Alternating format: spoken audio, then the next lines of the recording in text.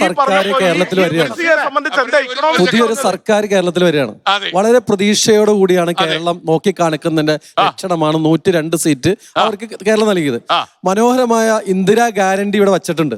അത് നടപ്പാക്കാൻ കഴിവുള്ള ഒരു കക്ഷിയാണ് ഇവിടെ കേരളത്തിൽ കയറിയിരിക്കുന്നത്. നേരത്തെ വസീഫോട് കാര്യം പറഞ്ഞു, ജിസ്മോനും പറഞ്ഞു, എന്താണ് ഇവിടെ ഒരു കുടിശ്ശിക ഇല്ലെന്ന്. ഞാനൊരു അധ്യാപകനാ, സർക്കാർ ജീവനക്കാരനാ. ഞങ്ങൾക്ക് മാത്രം കേരളത്തിലെ സർക്കാർ ജീവനക്കാർക്ക് മാത്രം ഏകദേശം 40,000 കോടി രൂപയുടെ ബാധ്യത ഞങ്ങൾക്ക് തരാനുണ്ട്. ഞങ്ങൾക്ക് അധ്വാനിച്ച് തരാനുള്ളതാ. DA തരാനുണ്ട്. എന്ത് പറഞ്ഞു സാറേ? എന്ത് തരുന്നു? 3% പ്രഖ്യാപിച്ചു. ഞങ്ങളുടെ PF-ലേക്ക് ലയിക്കാണ്, ഞങ്ങളുടെ കയ്യിലേക്ക് തരുന്നില്ല. ഇത് എന്താണ്?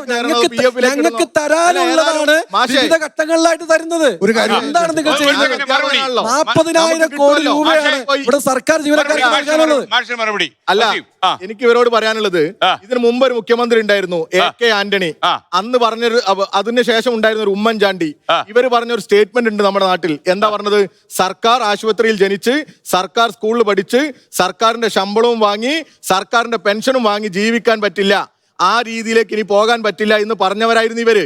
അന്ന് ഏറ്റവും കൂടുതൽ അധ്യാപകരും ജീവനക്കാരും സമരം നടത്തിയത് ഈ കേരളത്തിലായിരുന്നു. ശമ്പളത്തിന് വേണ്ടി, പെൻഷന് വേണ്ടി. ഈ സ്റ്റാറ്റ്യൂട്ടറി പെൻഷൻ സംവിധാനം പോലും തകർത്തവരാണ് കേരളത്തിലെ UDF. ഏതായാലും പുതിയ ഗവൺമെന്റ് ആണല്ലോ. ഈ അധ്യാപകൻ ഉൾപ്പെടെ, UDF-ന്റെ പ്രതിനിധിയായിട്ടുള്ള ഈ അധ്യാപകൻ ഉൾപ്പെടെ പ്രതീക്ഷയോടുകൂടി കാത്തിരിക്കാം. ഞങ്ങളും കാത്തിരിക്കുക. ഇവര് എന്താണ് ഈ സർക്കാർ ജീവനക്കാർക്ക് കൊടുക്കാൻ പോകുന്നത്? ഈ സർക്കാർ നിയമനങ്ങൾ PSC റാങ്ക് ഹോൾഡേഴ്സിന്റെ പ്രതിനിധി ഇവിടെയുണ്ട്. അതുപോലെ തന്നെ ഒരു വലിയ സമരം നടന്നാണ് ആശാ വർക്കർമാരുടെ സമരം. എനിക്ക് അവരുടെ പ്രതിനിധികൾ ഉണ്ടോന്ന് അറിയില്ല. പക്ഷേ അന്ന് പ്രതിപക്ഷ നേതാവ് സെക്രട്ടേറിയറ്റിൽ പോയിട്ട് ഒരു വലിയൊരു കാര്യം പറഞ്ഞിട്ടുണ്ട്.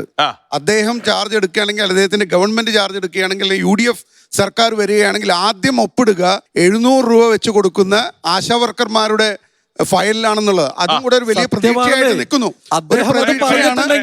പ്രതീക്ഷയാണ്, അങ്ങനെ നടക്കട്ടെ എന്നുള്ള ഒരു പ്രാർത്ഥനയാണ് ആശാ വർക്കർമാർക്ക് വേണ്ടി ഞാനിവിടെ സംസാരിച്ചു മാത്രം. അദ്ദേഹം അത് പറഞ്ഞിട്ടുണ്ടെങ്കിൽ കൃത്യമായി നടപ്പാക്കും. ഞങ്ങൾ 100 കിട്ടി, അവർക്ക് 700 കൊടുക്കുമെന്ന് പറഞ്ഞാൽ അതിൽ കൂടുതൽ കൊടുക്കാൻ ക്ലിയർ ആയ ഒരു സർക്കാർ ഇവിടെ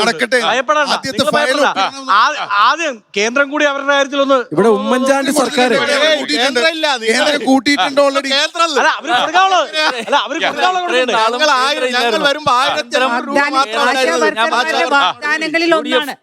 ആശാ വർക്കർമാരുടെ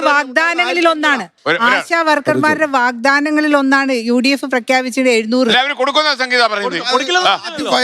അത് കൊടുക്കുന്നു. ഇപ്പൊ പറയുന്നത് കേന്ദ്ര ഗവൺമെന്റ് അനുവദിച്ചാൽ കൊടുക്കുന്നു. അല്ലല്ല, കേന്ദ്രം അനുവദിച്ചാൽ എന്നല്ല ഞാൻ പറഞ്ഞത്. ഞങ്ങൾ കൊടുക്കും. കേന്ദ്രം കൊടുക്കാനുള്ള കേന്ദ്രം കൂടി കൊടുക്കണോ? കൂട്ടിയിട്ടുണ്ട്. അല്ല, ഈ 40 രൂപ